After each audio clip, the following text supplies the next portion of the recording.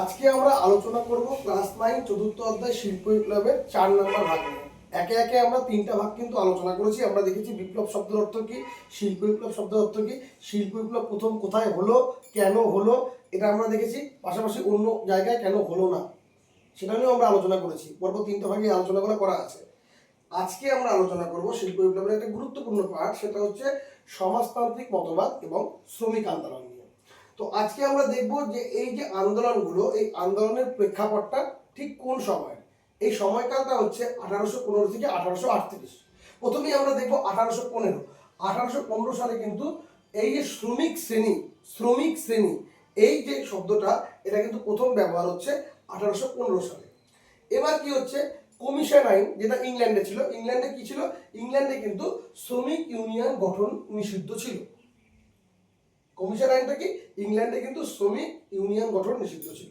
এবার দেখ লুডাইট দাঙ্গা, আমরা দেখবো লুডাইট দাঙ্গা, যেগুলা কিন্তু ইম্পর্টেন্ট টপিক, 2 নম্বর 1 নম্বর প্রশ্ন হিসাবে আসতে পারে। লুডাইট দাঙ্গাটা কি 1811 থেকে 1817 এই সময়কাল হয়েছিল। এই লুডাইট দাঙ্গাকে কিন্তু বলা হয় ষড়যন্ত্র আন্দোলন। লুডাইট দাঙ্গা কি বলা হয়? ষড়যন্ত্র আন্দোলন। আচ্ছা, এই লুডাইট দাঙ্গার নেতা কে ছিলেন? নেতা ছিলেন হচ্ছে নেড লুট ছিলেন কিন্তু লুডাইট দাঙ্গার নেতা। এবং ইনি কি বলেছিলেন যে শ্রমিকদের বেকারত্বের মূল কারণ কি? যন্ত্র। কারণ যন্ত্র সভ্যতা বিকশিত হচ্ছে, যার ফলে কি হচ্ছে, মানুষ কম লাগতেছে।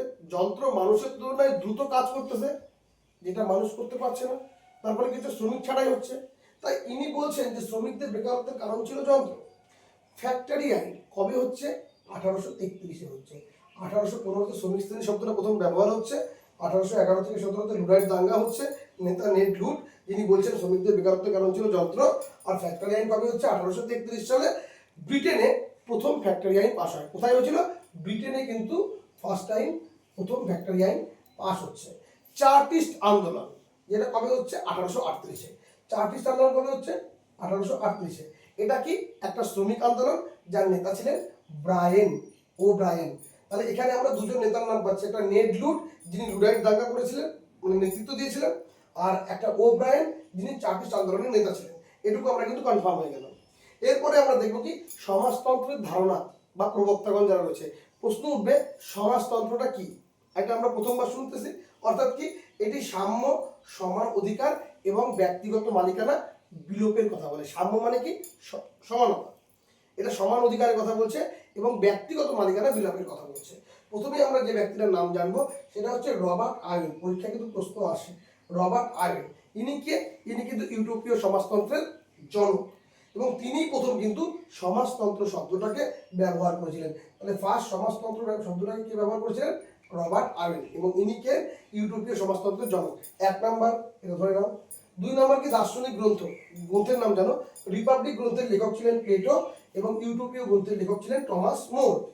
সাসিমো, ইনি কে ছিলেন? সাসিমো, এটা গুরুত্বপূর্ণ, ইনি ছিলেন ফরাসি চিন্তাবিদ। ফরাসি চিন্তাবিদ কে ছিলেন? সাসিমো। ইউরোপীয় সমাজতন্ত্রের আদিগুরু, তাহলে ইউরোপীয় সমাজতন্ত্রের আদিগুরু কাকে বলা হয়? সাসিমোকে। এবং তার লেখা গ্রন্থের নাম কি? নব খ্রিস্টবাদ। এরপরে কি দেখবো? লুই ব্ল্যাঙ্ক, ইনি ফরাসি সমাজতন্ত্রের গুরু। তাহলে এই জায়গায় দেখতে সমাজতন্ত্রের আদিগুরুকে সাসিমো, আর ফরাসি সমাজতন্ত্রের গুরু, ফরাসি বলেছে, ফরাসি সমাজতন্ত্রের গুরুকে লুই ব্ল্যাঙ্ক। এবং তিনি কি করেছিলেন? তিনি অর্গানাইজেশন অফ লেবার তত্ত্বের প্রবক্তা ছিলেন, কথা রাখতে হবে। জোসেফ প্রুধো, ইনি নৈরাজ্যবাদের জনক ছিলেন, খুবই গুরুত্বপূর্ণ প্রশ্ন।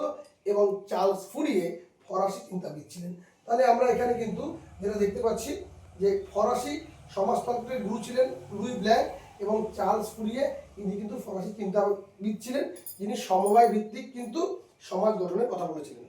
তাহলে এই দুজন, চার্লস ফুরিয়ে এবং আমরা দেখবো লুই ব্ল্যাঙ্ক, এরা দুজনেই কিন্তু ফরাসি। এবং সাসিমো, এরাও কিন্তু মানে ফরাসির ভিতরে। শুধু লুই ব্ল্যাঙ্ক হচ্ছে সমাজতন্ত্রের গুরু, আর সাসিমো এবং চার্লস ফুরিয়ে এরা দুজনেই কিন্তু চিন্তাবিদ ছিলেন, মাথায় রাখতে হবে। এরপর কি দেখবো? আমরা দেখবো যেটা বৈজ্ঞানিক সমাজতন্ত্র। আমরা সমাজতন্ত্র কি বুঝলাম? এটি সাম্য, সমান অধিকার এবং ব্যক্তিগত যে মালিকানা রয়েছে সেটা বিলোপের কথা বলতেছে, মানে উচ্ছেদের কথা বলতেছে। এবার আমরা দেখবো বৈজ্ঞানিক সমাজতন্ত্র, এর জনককে কার্ল মার্কস। বৈজ্ঞানিক সমাজতন্ত্রের জনককে কার্ল মার্কস। আর এই কার্ল মার্কসের মূল লক্ষ্য কি ছিল? সাম্যবাদ, অর্থাৎ সমানতা প্রতিষ্ঠা করা। এখানে একটা জিনিস মাথায় রাখতে হবে যে সবচেয়ে ইম্পর্টেন্ট পার্ট, যে এই কার্ল মার্কস কিন্তু সমাজতন্ত্র, এই সমাজতন্ত্র শব্দটা তো ব্যবহার করেছিলেন আমরা রবার্ট আর্নেস্ট। তো কি করেছিলেন, সমাজতন্ত্র শব্দটাকে ব্যবহার না করে তিনি কমিউনিজম শব্দটা ব্যবহার করেছিলেন। এখানে আমরা দেখব তার মূল ভাবনা দ্বন্দ্বমূলক বস্তুবাদ তত্ত্ব, যেটা প্রবর্তন করেছিলেন হেগেল। তো এখান থেকে কিন্তু দ্বন্দ্বমূলক বস্তুবাদ তত্ত্ব যে বিষয়টা রয়েছে, এখানে কিন্তু তিনি বলছেন কি শ্রমিকদের দেশ নেই, এবং তিনি কিন্তু একটা উক্তি করছেন, দুনিয়ার মজদুর এক হও। এটা কার উক্তি? আমরা কিন্তু বলবো মার্ক্সের উক্তি। প্রশ্ন উঠতে পারে দ্বন্দ্বমূলক বস্তুবাদ কি? দেখো, পৃথিবীতে কোনো কিছুই কিন্তু স্থায়ী নয়। আজকে আমি আছি, কালকে আমি থাকবো না। এখানে আমরা কিছু সময়ের জন্য এসেছি, চলে যাব। ঠিক যে কোনো প্রতিষ্ঠান হোক, যে কোনো জিনিস হোক, সেটা কিন্তু একটা সময় উচ্ছেদ হবেই। ঠিক সেরকম ভাবে পৃথিবীতে কোনো কিছুই কিন্তু স্থির নয়। একটি পুরনো অবস্থার সাথে নতুন একটি শক্তির সংঘাত ঘটে, যার ফলে কি হয়, সমাজ পরিবর্তন হয়। যেরকম কি উদাহরণ হিসাবে মালিক বনাম শ্রমিকদের সংঘাতের ফলে কিন্তু সাম্যবাদের যে মূল ধারণা, সেটা কিন্তু জন্ম নিয়েছিল। আচ্ছা, এবার আমরা কি দেখব যে বিপ্লব কি? শ্রমিক শ্রেণীর বিপ্লবের মাধ্যমে মালিক শ্রেণীর উচ্ছেদ ঘটিয়ে একটা শ্রেণীহীন, যেখানে কোনো শ্রেণী থাকবে না, শ্রেণী বৈষম্য থাকবে না, ধনী গরিব থাকবে না, এই শ্রেণীহীন সমাজ গঠনের কিন্তু কথা বলা হয়েছিল। এখানে আমরা দেখব বৈজ্ঞানিক সমাজতন্ত্রবাদ, মানে সাম্যবাদ কোনটা, মানে অ্যাকচুয়ালি কি সমানতা প্রতিষ্ঠা করা, অর্থাৎ এমন একটা সমাজ ব্যবস্থা যেখানে ব্যক্তিগত মালিকানা থাকবে না, এটা সাম্যবাদ। আর বৈজ্ঞানিক সমাজতন্ত্রতে কার্ল মার্কস কি বলছেন, যে কার্ল মার্কস প্রবর্তিত এই মতবাদে তিনি আবেগ এবং কল্পনার পরিবর্তে বাস্তব ইতিহাসের অর্থনীতির বিশ্লেষণের উপর ভিত্তি করে কিন্তু গড়ে তুলেছিলেন। বাস্তব অর্থনীতির ভিত্তি কি, এই ব্যাপারটা কিন্তু তিনি তুলে ধরেছিলেন। তার লক্ষ্য কি ছিল? পুঁজিবাদী ব্যবস্থার অবস্থান ঘটিয়ে, পুঁজিবাদী যে ব্যবস্থা ছিল, ধনীরা ধনীর মতো ধনী হয়ে যাচ্ছিল, গরিবরা গরিব, এই যে পুঁজিবাদী অবস্থান, এটাকে দমন করে দিয়ে এখানে কিন্তু ডাইরেক্টলি সাম্যবাদী সমাজ প্রতিষ্ঠা করা। তার প্রধান হাতিয়ার কি ছিল? মালিক এবং শ্রমিক শ্রেণীর মধ্যেকার শ্রেণী সংগ্রাম, এবং যার ফলাফল কি হয়েছিল? বিপ্লবের মাধ্যমে কিন্তু ব্যক্তিগত মালিকানা যারা যারা আছে, সেটাকে বিলোপ ঘটিয়ে একটি শোষণমুক্ত শ্রেণীহীন সমাজ তৈরি করা। তাহলে এখানে কি দেখা গেল, যে ফলাফল কি আসলো বৈজ্ঞানিক সমাজতন্ত্রের, যে বিপ্লবের মাধ্যমে যেটা ব্যক্তিগত মালিকানা আছে, সেটাকে বিলোপ ঘটিয়ে একটা শোষণমুক্ত শ্রেণীহীন সমাজ গড়ে তোলা। এটা ছিল কার্ল মার্কসের লক্ষ্য। এখানে কিছু গ্রন্থ এবং সংগঠন নিয়ে আমরা জানবো, যেরকম কমিউনিস্ট লীগ, এটা 1847 খ্রিস্টাব্দে হয়েছিল। এটা কি ছিল? এটা মার্কস এবং এঙ্গেলসের উদ্যোগে প্রথম আন্তর্জাতিক শ্রমিক সংগঠন। প্রথম আন্তর্জাতিক শ্রমিক সংগঠন কোনটা? কমিউনিস্ট লীগ। কবে প্রতিষ্ঠা হয়েছিল? 1847 খ্রিস্টাব্দে। কারা করেছিলেন? মার্কস এবং এঙ্গেলস করেছিলেন, এদের উদ্যোগে হয়েছিল। কমিউনিস্ট ইস্তেহার, এটা কি? এটা 1848 খ্রিস্টাব্দে। এটা কিন্তু গ্রন্থ, এটাকে বলা হয় কি সমাজতন্ত্রের বাইবেল। এটা কোথা থেকে প্রকাশিত হতো? লন্ডন থেকে প্রকাশিত হতো। দাস ক্যাপিটাল, এটা 1867 খ্রিস্টাব্দে। এটা মার্কসের কিন্তু কালজয়ী গ্রন্থ, পরীক্ষা কিন্তু খুব আসে এই জায়গাগুলো, হ্যাঁ। আর ইন্টারন্যাশনাল ওয়ার্কিং মেন্স অ্যাসোসিয়েশন 1868, এটা কিন্তু লন্ডনে প্রতিষ্ঠিত শ্রমিক সংগঠন। আর অন্যান্য প্রভাবের মধ্যে এঙ্গেলসটা কে ছিলেন? ইনি ছিলেন মার্কসের ঘনিষ্ঠ সহযোগী এবং সহলেখক। আর ফার্ডিনান্ড রাসেল 1863 সালে জার্মানিতে শ্রমিক সংগঠন তৈরি করেছিলেন।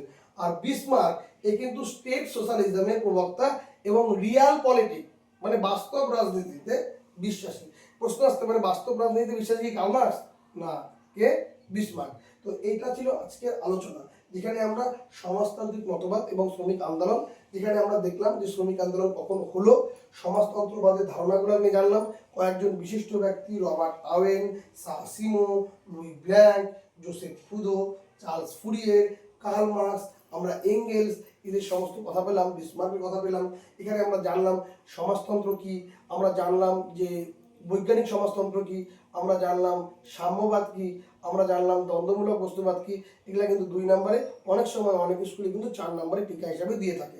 তাই এই পার্টগুলোকে একটু গুরুত্ব সহকারে বিবেচনা করতে হবে, কেমন? তো আজকের আলোচনা এখানে, এর পরবর্তীতে আমরা কিন্তু এর পরের পার্টটা নিয়ে আলোচনা করব।